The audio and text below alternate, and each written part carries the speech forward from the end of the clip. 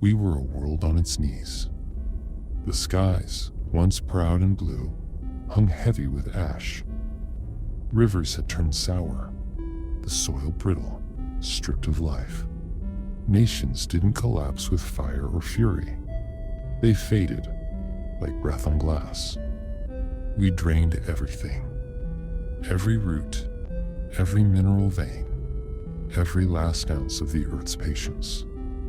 And just when we believed we had written our final chapter in smoke and ruin, they came. Behemoths. No warning, no message. Just the sudden arrival of mist, thick and impenetrable, spilling across land and sea.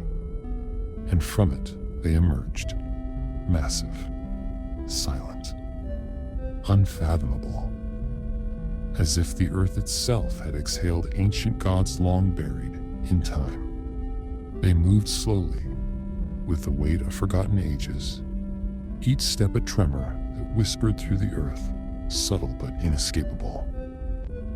We didn't understand them. And in that ignorance, we panicked. Cities burned, not by their hand, but by ours. Many fled, many died by their own hand, certain that the world had reached its final hour. But the wrath we braced for never came. They did nothing, said nothing. They simply walked and watched, their eyes vast and dim, like moons buried in ash. And then, quietly the world began to change. Rain returned. Crops sprouted in fields long dead. The temperature steadied. Birds came back. Somehow, in their presence, balance was restored. Reverence replaced fear. We gave them names, stories, songs. The behemoths were no longer omens, they were salvation. The low, rhythmic pulse of their footsteps, tremors that gently shook the earth, was harnessed into a new energy source. We called it tremor flux.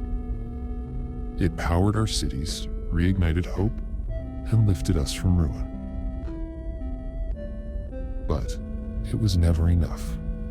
We moved closer, inch by inch, until we tapped the source itself, a deep, humming well that pulsed not beneath the behemoths, but within them. But they moved slowly, endlessly, never stopping, never resisting. Not with anger, but with a quiet sorrow. As if they weren't guardians, but prisoners. Exiled here, in punishment.